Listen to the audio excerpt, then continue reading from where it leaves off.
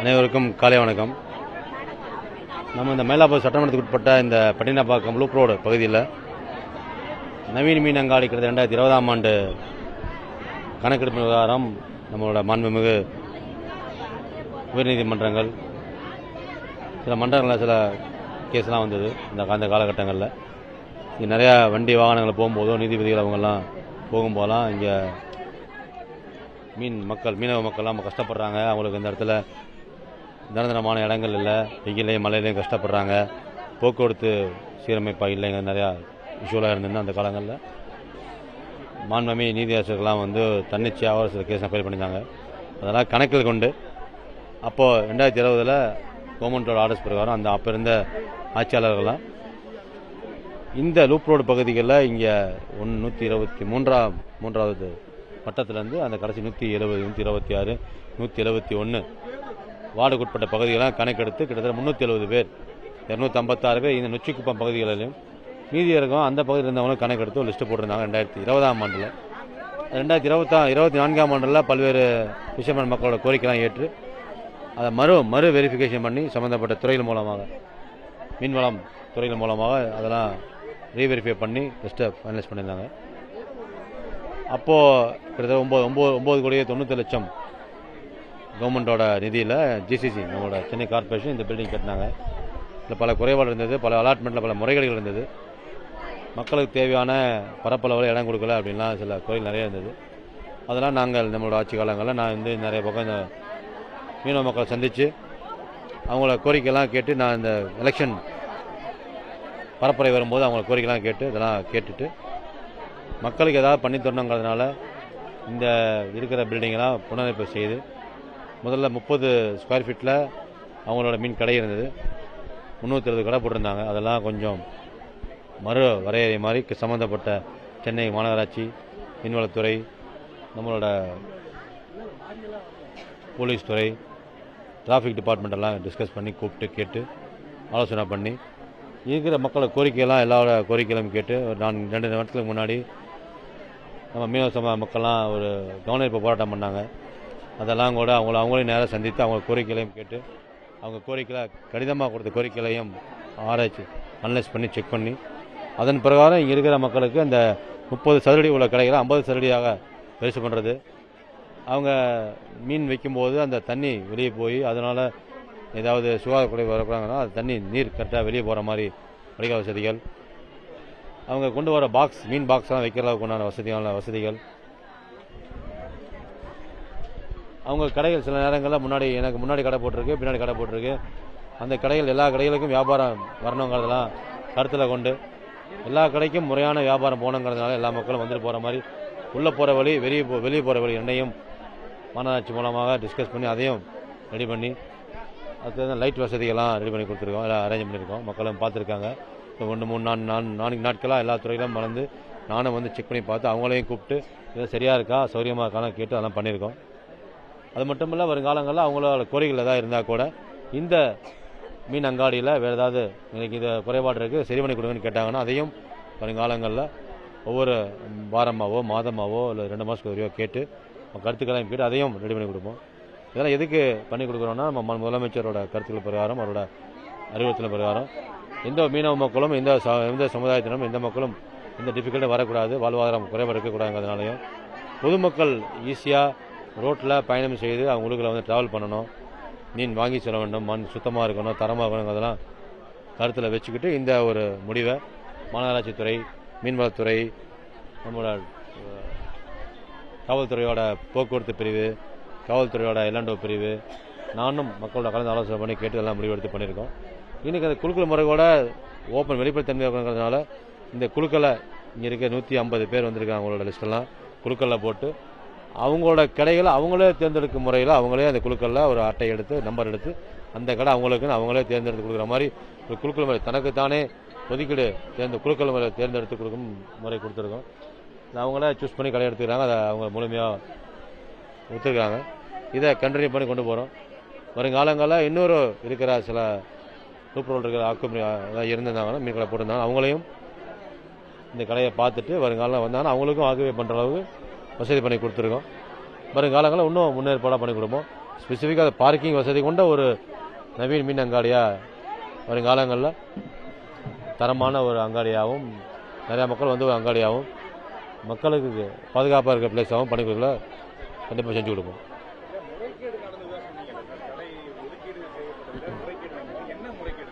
அது பொதுமக்கள் நிறையா சொன்னாங்க. சில பேர்களுக்கு முன்னாடி கடை பிரித்து கொடுத்துட்டாங்க, சில பேர் பின்னாடி கடை கொடுத்தாங்க. தேர்வு செய்து ஒவ்வொரு பொதுமக்களையும் தேர்வு செய்து உனக்கு இதுதான் கொடுப்பேன், உனக்கு அதுதான் கொடுப்பேன்னு சில தேர்வு செய்து கொடுத்துருக்காங்க. நேரடியான குலுக்கல் முறையை பின்பற்றவில்லை அப்படின்னு மக்கள் சொல்லியிருக்காங்க. அவங்க கருத்துக்களை கேட்டு தான் இந்த தடவை நேரடியான குலுக்கல் முறையை அவங்க முன்னிலையே பண்ணி மக்கள் ஹேண்ட் ஓவர் பண்ணுறோம். இது எப்போவுமே வந்து அதாவது போராட்டம்ங்கிறது வந்து இதெல்லாம் தெரிஞ்சது தான். நான் நிறையா இடங்களை பார்க்கும்போது பேசும்போதெல்லாம் மக்கள் தேவைகள் சிம்பிள் தான். ஒவ்வொரு மீனவ மக்களும் ஒவ்வொரு மீனவ சமயம் சிம்பிளாக கேட்பாங்க. எனக்கு வாழ்வாதாரம் தேவை, அதுக்கு ஒரு கடை தேவை. நான் கொண்டு வர மீனை சுகாதாரமாக வச்சு சேல் பண்ணணும். அதை வியாபாரம் பண்ணுறதுக்கு சுத்தமான இடம் வேணும், பாதுகாப்பாக இருக்கணும். வெயில் மழை காலங்கள்லையும் அது வியாபாரம் பண்ணணும் அப்படி இருப்பாங்க. இவங்களெல்லாம் கடை வைக்கக்கூடாது, நீ உள்ளே போகக்கூடாது, நான் தான் இந்த ஏரியாவோட அத்தாரிட்டி, நான் சொன்னால் தான் நீங்கள்லாம் போகணும். மீனவ மக்கள்லாம் ரொம்பவும் பணிவான ரொம்பவும் நேர்மையான மக்கள். அதில் சில பேர் தன்னோட காரணங்களுக்காக நான் சொன்னால் தான் கேட்கணும், நான் சொன்னால் தான் பண்ணணும். பல ஆண்டு காலமாக நான் 2 கடை சில பேர்லாம் கூட நம்ம மீனவ மார்க்கெட்டுக்குள்ளே 2 கடை போட்டிருக்காங்க, பீச்சு பக்கம் 2 கடை போட்டிருக்காங்க. அந்த மாதிரிலாம் நிறைய பேர் இருக்காங்க. பொதுமக்களே அந்த ஆளுகளை கண்டுபிடிச்சி இவங்கெல்லாம் இந்த மாதிரி பண்ணுறாங்க சார், எங்களால் பேச முடியல, எங்களால் சொல்ல முடியல அப்படின்னு அவங்க சில பேரை கூட்டிகிட்டு காமிச்சிருக்காங்க. அவங்களையும் அவங்களோட பேரெல்லாம் கேட்டு அதுக்கு தகுந்த மாதிரி நம்ம இதை முடிவெடுத்து யாரெல்லாம் நம்ம சமுதாய மக்களுக்கு எகென்ஸ்டாக இருக்காங்களோ, யாரெல்லாம் பண்ணக்கூடாதுன்னு சொல்கிறாங்களோ, அரசியல் காழ்ப்புணர்ச்சியாக இருக்கலாம், அரசியல் காரணங்களாக இருக்கலாம், மீனவ மக்கள் முன்னேறக்கூடாது, அவங்கள எப்போவுமே ஒரு ஓட்டு வங்கியாக மட்டுமே வச்சுக்கணும்னு அந்த மாதிரி காரணங்களில் சில கட்சிகள் சில ஆளுகளாக இருப்பாங்க. அவங்க எல்லாத்தையுமே புறந்தள்ளி எதுவாக இருந்தால் மக்களோட பயன்பாடு முக்கியம், மக்களோட தேவைகள் முக்கியம், மக்களோட வாழ்வாதாரம் முக்கியம், மக்களோட கருத்துக்களை கேட்டு அறிந்து இதை நம்ம செஞ்சுருக்கோம்.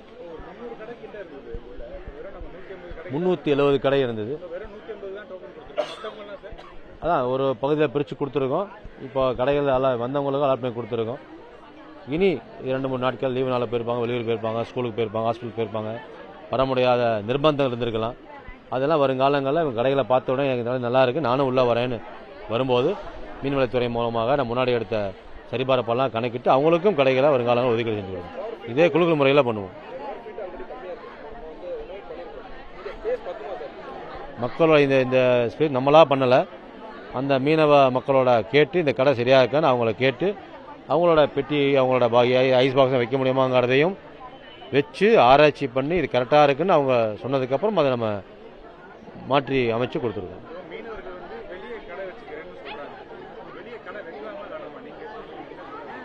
வாழ்வாதாரம் எங்கே தேவைப்படுதோ அவங்க வச்சுக்கலாம், எங்கே சேஃப்டி இருக்கோ அதை அவங்க பயன்படுத்தலாம். நான் கண்டினியூ பண்ணுறேன்.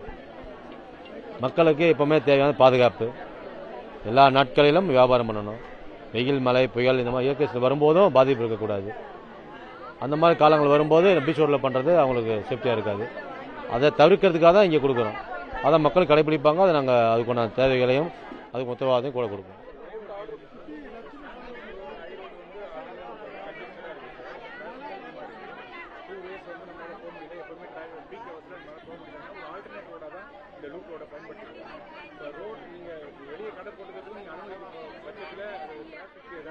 அதில் பிரதர் நம்ம ஒவ்வொரு சமுதாய மக்களுக்கும் ஒவ்வொரு குடியிருப்பு மக்களுக்கும் வாழ்வாதாரத்தை பெருக்கிறதுக்காகவும் அவங்க ஒரு சேஃப்டி செக்யூரிட்டி லாங் டேர்மில் அவங்களும் அவங்க குடும்பத்தினரும் நல்ல வியாபாரம் பண்ணணுங்கிறதுக்காக ஒரு ப்ரொடெக்டிவ் மெஷர் எடுத்து கொடுக்குறோம்.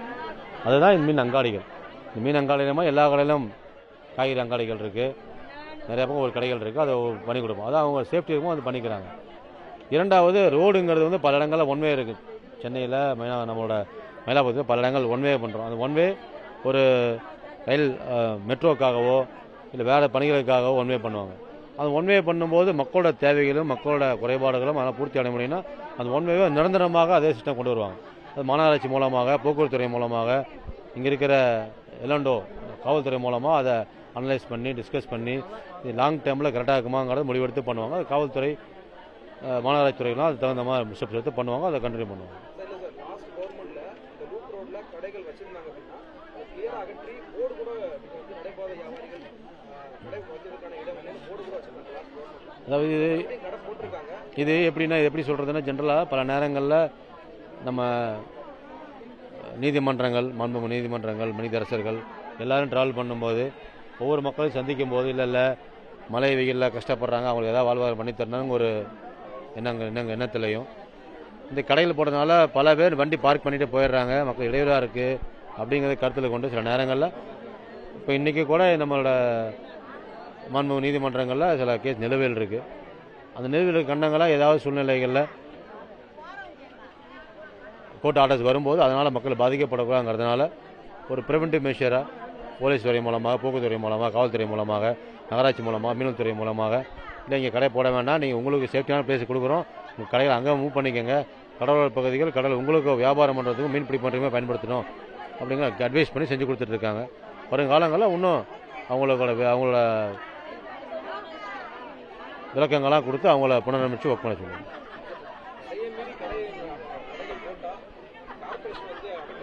அது கார்ப்பரேட் துறைகளை கேட்டுட்டு வருங்காலங்களில் முடிவு பண்ணுவோம். நான் அப்படி கொடுக்கல, நான் இங்கே கொடுக்கறது மக்களோட ஆதரவுக்காக இங்கே கடைகளை மீன் அங்காடிகளை புனரமைச்சு அவங்களுக்காக கொடுக்கணும். இதை கேரண்டி பண்ணுறோம், கண்ட்ரி பண்ணுறோம், ஆதாரத்தை இன்க்ரீஸ் பண்ணி கொடுக்கணும். மீதி கடைகளெல்லாம் வருங்காலங்களில் நகராட்சி துறைகள், நிர்வாகத்துறைகள், நீர்வளத்துறைகள் அவங்க என்ன முடிவெடுக்கிறாங்களோ அதை ஃபாலோ பண்ணுவாங்க.